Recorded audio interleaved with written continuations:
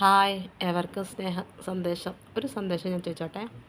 സന്ദേശമായിട്ട് കണ്ട നിങ്ങളൊരു എളിയൊരു എൻ്റെ ദൈവത്തിൽ ചിന്ത വന്ന ഒരു കാര്യം ഞങ്ങളുടെ അടുത്ത് പറയട്ടെ. അപ്പം ദൈവം ഇങ്ങനെ പ്രാർത്ഥിക്കുമ്പോൾ ദൈവം ഒരു കാര്യം ചോദിച്ചു, നിങ്ങൾക്ക് മനുഷ്യർക്കായി നമുക്ക് ആത്മാവില്ലേന്ന്. ആത്മാവില്ലേ? ആ ആത്മാവ് നിങ്ങൾക്ക് നശിക്കാൻ ഇഷ്ടമുണ്ടോ?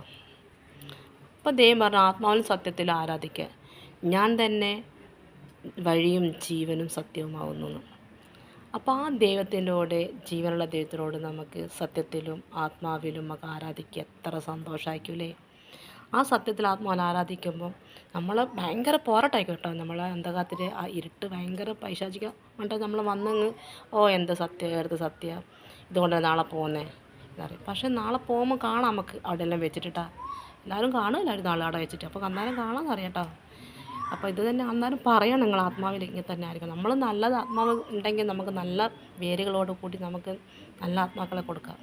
അല്ലാതെ ചീഞ്ഞാൽ നമുക്ക് ഒന്നും തലമുറകളൊന്നും അനുഗ്രഹപ്പെടില്ല, എല്ലാ നാശത്തിലേക്ക് കൊയ്യാനാ. പക്ഷേ ആത്മാവ് സത്യത്തിൽ കൊയ്യുമ്പോൾ നമുക്ക് എന്താണ് സമൃദ്ധമായ ആത്മാക്കളെ ഒരുക്കി സമൃദ്ധമായ തലമുറകളെ അനുഗ്രഹിച്ച് സമൃദ്ധമായ സന്തോഷത്തോടെ നമുക്ക് ദൈവത്തിനോട് ചേർന്ന് എന്ന് സന്തോഷത്തിൽ ജീവിക്കാം. ഇപ്പോൾ നമ്മൾ ഓണവും വിഷുവൊക്കെ ആഘോഷിക്കുന്നത് പറയുന്നത്, അയ്യോ ഓണവും വിഷു ഒന്നും നമ്മുടെ ദൈവം ഒരുക്കുന്നതാണ് നമുക്കെന്നും. ദൈവത്തിൻ്റെ സന്നിധിയിൽ എന്നും ഓണമാശം നമുക്ക് അവിടെ ഒരു മാസമോ ദിവസമോ ഒന്നുമില്ല.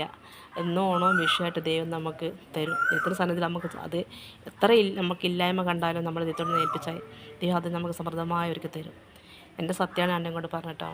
ജീവിതത്തിൽ നമുക്കൊന്നും കൊണ്ടുപോകാൻ പറ്റില്ല, നമ്മൾ കൊണ്ടുവന്നതല്ല. അപ്പം നമ്മൾ സത്യത്തിൽ ആത്മാവിൽ ആരാധിക്കുമ്പോൾ നല്ല ആത്മാക്കളെ കൂട്ടിച്ചേർത്ത് നല്ല വായ്വാക്കുകളെ കൊടുത്ത് നല്ല സ്നേഹം കൊടുത്ത് അതിൽ എന്തില്ല നമ്മൾ വേർതിരിച്ച് കാണണം കേട്ടോ. ദൈവം പഠിപ്പിക്കുന്നതാണ് കേട്ടോ. ഒരാളെയും വേർതിരിച്ച് കാണരുത്. നീ തന്നെയാണ് അവരൊന്നും നീയൊന്നും കണക്കാക്കിയിട്ട് അവർ ഒരേ ഹൃദയത്തിൽ ഒരേപോലെ നമ്മൾ സ്നേഹിക്കുമ്പോൾ ആ സത്യത്തിൻ്റെ ആത്മാവ് നമുക്ക് നാൾ വെളിപ്പെടുത്തും. നീ എന്തായിരുന്നു, ഞാൻ എന്താണെന്നുള്ള സത്യമായി നമ്മൾ ദൈവത്തോട് ഏൽപ്പിച്ച് പ്രാർത്ഥിക്കാത്ത അത് ആർക്കും ദോഷമായിട്ട് നമ്മൾ ചിന്തിക്കാൻ വേണ്ട, ദോഷമായിട്ട് നമ്മളെ ഹൃദയത്തിൽ ഉണ്ടാവുകയും ചെയ്യരുത് കേട്ടോ. നല്ല പ്രവൃത്തി ദൈവത്തെ വെളിപ്പെടുത്തി തരും. ആമേൻ. ഏവർക്കും സ്നേഹവന്ദനം.